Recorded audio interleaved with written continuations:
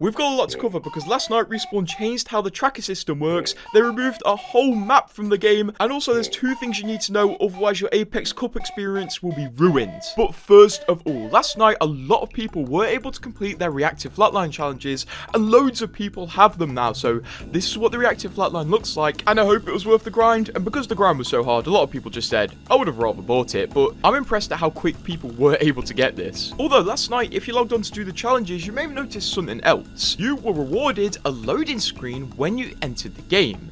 And if you take a close look at this loading screen, it's of Olympus spawning in the air over Broken Moon and exploding. That's not good at all. And this is definitely a continuation of the teasers where Olympus appeared in the Broken Moon sky, and then the Broken Moon sky defenses were shot down, and then I guess Olympus crashes into Broken Moon.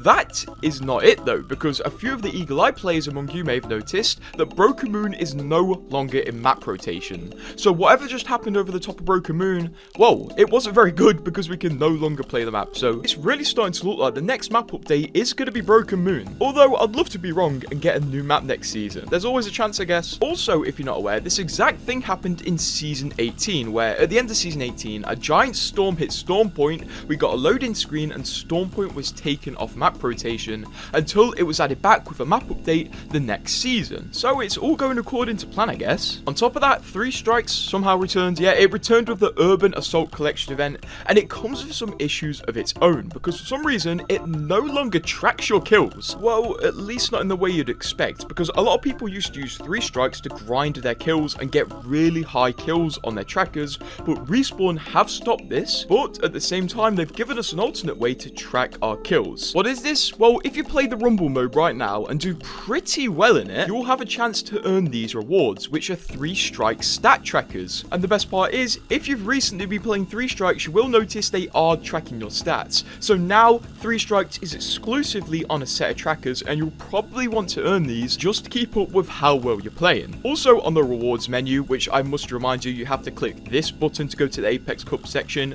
you can see the top 100 badge, which is going to be the new rarest badge in the game, as the top 100 people in the first round of Apex Cups will be getting this exclusive badge, which is going to become very popular very quickly. There is also going to be a second round of the Apex Cups during the Urban Assault event, and in this second round there will be another chance to earn the top 100 badge if you think you are good enough to do that, although I would imagine the competition for this badge is going to be absolutely insane.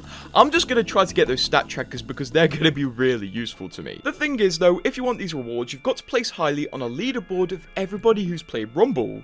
So, how do you place highly? Well, I played a few games, and there's one tip you must follow, otherwise you're going to ruin your chance. Because believe it or not, the Rumble mode is limited. By that I mean you can only play 10 games of it. So these 10 games are going to be extremely important, and you have to get the highest score possible in these games, otherwise you're going to ruin your chance, and you'll end up having to pay to redeem yourself. I'll get onto what that means in a minute. But to get into a cup game, all you have to do is go onto this menu here, enter the cup, and then just queue a normal 3 Strikes mode with nobody in your lobby, otherwise it won't work. The only way Rumble works is queuing with 2 randoms, and on the bottom left you can see how many games you have played. My number 1 tip for when you play this mode is make sure you've got a Lifeline or Newcastle on your team. I'm serious, these 2 characters will save your game, because in 3 Strikes, downed players are invincible, and also the revive speed is like 10 times faster. So with Lifeline, you can click and forget about your teammates while they get revived. So make sure either one of your randoms picks Lifeline or it's you. Secondly, when you're selecting where to land, you've got to think intelligently, because in these games you've literally got to be going for the highest score possible.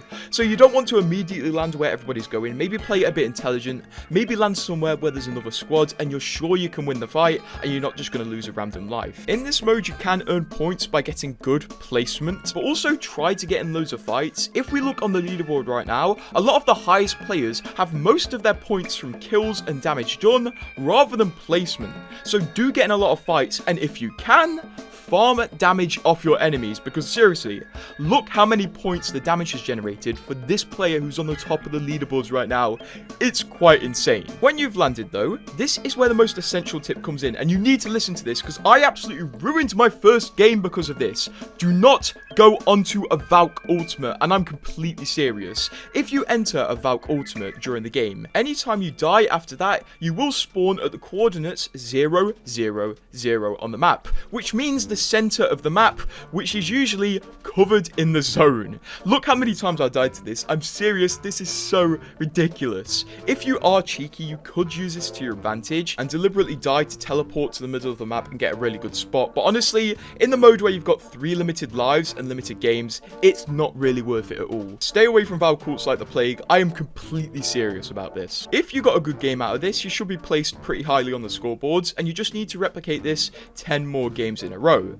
But if you've had a bad game, this is where it gets a bit weird, because like I said previously, you only have 10 shots at Apex Rumble and then you are done. Unless you produce a bit of money, and this is where it gets interesting, because if you pay 500 legend tokens, as per the blog, you can reset the score and have another shot at it, which I'm definitely going to do after experiencing this, because I was like genuinely mad by this. I'm not quite sure on the exact details of resetting your score, whether it resets your most recent game or resets all of your games, so be careful when you use this. But if you do have a standout dreadful game, you can reset your score. This means the leaderboard is literally going to be full of the best players capturing their best moments. It's going to be very competitive, so if you want anything high up on this board, you've really got to try hard and basically play Lifeline. Also, if you look at the top 10 on the leaderboard, you're going to start seeing some very interesting faces. Right now, I can see that Verhulst is one of the top 10 players in the world. So if you want to make yourself known and maybe self-promote your Twitch channel, play very hard. Other than that, if you do screw up round 1 of Apex Cups, do not worry. Like I said previously, there is gonna be a round 2. Here's the bad part though, and unfortunately, because this is Apex,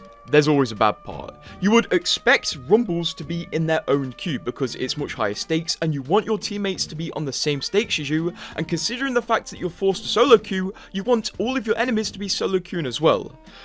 Well, unfortunately, this is not the case. Many people have tested by simply asking their teammates, are you playing Rumble, or accidentally meeting their friends in game, that Rumble queues are just normal 3-strike queues. So that means you are forced to play solo while you can be going against a 3-stack who's common and sweating in 3 strikes. The big question is though, was it intended and are Respawn going to fix it? And I honestly think they're not going to fix it, because at the end of the day, if people only get 10 games of Rumble, the unfortunate nature is, after a few days, the queues are going to be really slow, and the game mode is going to be pretty much dead. That's just the nature of it, unfortunately, and I think that's why Respawn just puts you into normal 3 strikes games. Before you do get mad though, at the end of the day, everybody still is on a level playing field. This is kind of copium, but everyone is still on a level playing field and having to fight 3 stacks if they are in Rumble mode as well.